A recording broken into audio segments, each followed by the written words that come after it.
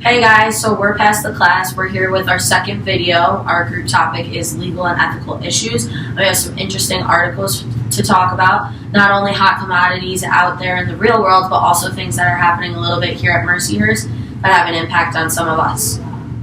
Okay, so last Sunday and last week throughout the NFL, players, coaches, teams, fans, basically the whole NFL took a protest against social inequality and took a stand against racism and kneeling, locking arms. Some players sat, all kinds of ways just to show unity. This was in response to what President Trump tweeted and said about NFL players. He said that they should be fired and used a derogatory term. When people like yourselves turn on television and you see those people taking the knee when they're playing our great national anthem,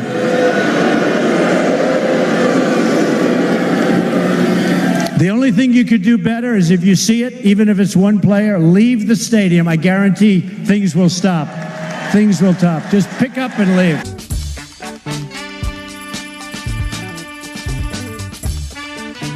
So this goes with our topic just because it really goes with racial equality and just social issues that are going on in our country. So what do you guys think about what happened this past weekend? I mean, I think Trump is a little out of line. He doesn't really get to speak for the crowd and stuff. However, this is clearly a big issue, and maybe the NFL should be doing something as a whole to support it. If it's affecting so many teams and so many players, it's obviously a big deal if players are willing to do what they're doing right now on national TV. Their families will see it. Everyone they know will see it. It's really becoming a hot topic. Yeah, I think that one of the big things is that no matter what political party you're in, it's nice to see the NFL coming together. If you leave the politics out of it, it's anytime you see people coming together, it's a good thing.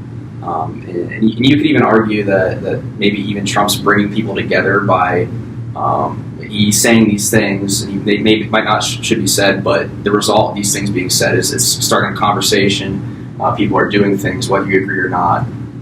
It's something that is intended to push the nation forward. It's even affected like the college football teams because they're starting to kneel and everything, and also the Seattle Seahawks just announced that they refused to, or they opted out of standing for the national anthem because they don't stand for the injustice that has plagued people of color in this country, and Yeah, so one of the league's executive vice president of communications, Joe Lockhart, said our focus is on working within the NFL to raise awareness about equality and social justice, and I think that's just exactly what they're doing. Like I said earlier, forget about what party you're associated with or what politics. The NFL is, just trying to bring people together, and I think that's what our country needs right now. Yeah, I agree. I agree too. So what are your thoughts on the roles of women or women discrimination in the sports industry world? I actually think it's a big deal being a female athlete and not having only female role models in my sport. A lot of it's male role models, even at the top levels, such as the USA team. UNC is a women's coach, however, Syracuse is a male coach. Those are top schools in the women's lacrosse world, but I think it's a huge deal that females are starting to step up and take over leadership roles, not only on the field, but off the field as well. Yeah, I agree. And speaking from personal experience, growing up, I never really had a female coach, like as a hockey coach, like all my life until coming here. There's an assistant coach who's female, and it's just a great experience to see all these women like rising up. And yeah, female role models need to really start to come up for not only the youth, but through the college and stuff, show that they can do it. Yeah, there's no male. Show that we're equal, exactly. Women and males, and right. they're capable, just as capable of coaching a team. Totally agree. The national championship. Hey, did you hear about Kristen Kluge? No, who's that? She's one of the only female NFL agents right now, but she said there's a lot more females who are rising in the agency.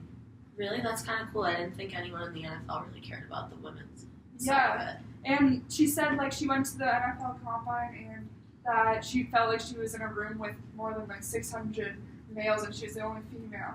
It's probably pretty intimidating thinking like being the only woman in there in a male sport. There is no women's NFL. Yeah, I know, right? It's crazy. And right now there are 41 certified NFLPA agents who are females, but only half of them have clients in the league currently. But that is still a lot more than there's ever been. That's crazy, and I heard that it's gone up 50% since 2010 with the amount of women that are actually in it. I can't imagine what it was like before. Yeah, that's great. So there has been a female agent who recently negotiated a $41.2 million dollar extension for her client, Atlanta Falcon running back Devonta Freeman, making him the highest paid player of at the position at the time. That's crazy. That's a lot of money right there. Yeah, I know, and that's a huge step for the role of women in sports industry. Yeah, I mean, we're female athletes. Like, how are we Yeah. going to compete against the boys? And Exactly. men's pro teams make way more money than the women's pro teams. Yeah. That's so true. And it's a big deal that she has one of the highest paid players like herself, like she has.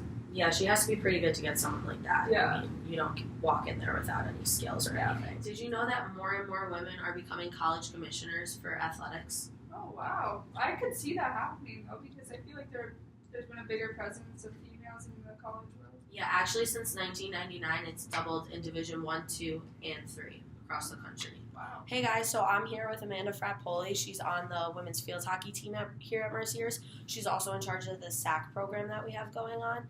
So, Amanda, what are your thoughts on female role models? Do you think there's enough? How do you feel about them? What's been going on through your athletic career?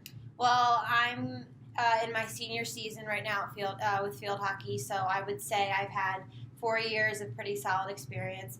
I've worked closely with Lauren Packer-Webster. She works with the senior administration, and I have had a lot of conversations with her about whether or not the female athletes feel comfortable on campus and feel that they have people to go to, and they have that type of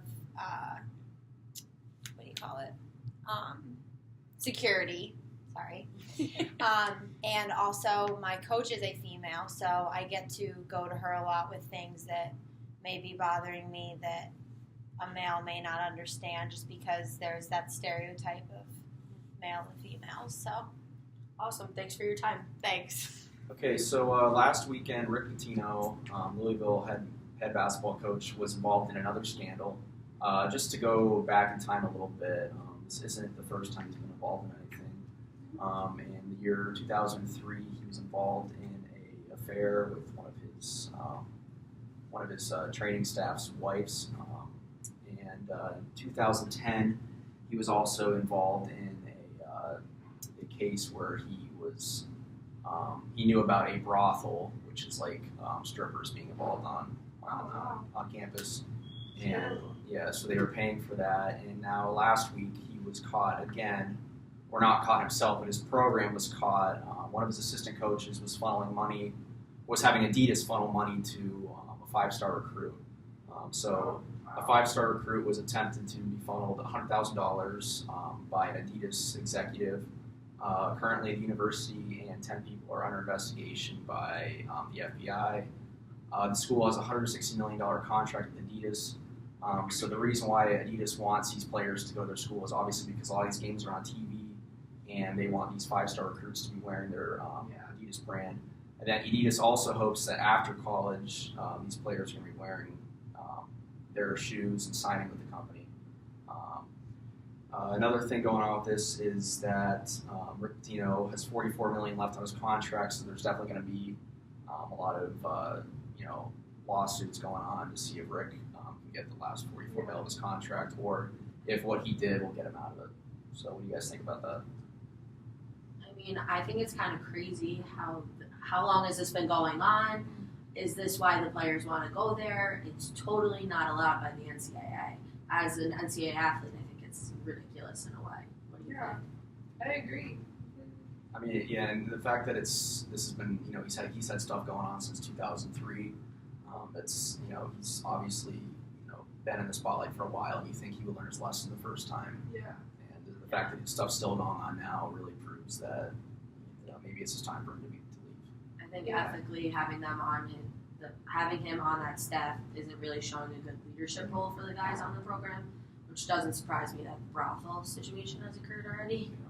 Do you think he's going to get fired? Yeah, right now, actually, about 15 minutes ago, today is October 2nd, they just announced that they're taking steps to fire him now. So now they're just, what's really left is just figuring out what they can do with the contract that the school can get out of paying $44 million. So Yeah. That's a lot of money to try. DJ Khaled. Yeah. All I do is win, win, win, no matter what. Got money on my mind, I can never get it. Bye, guys.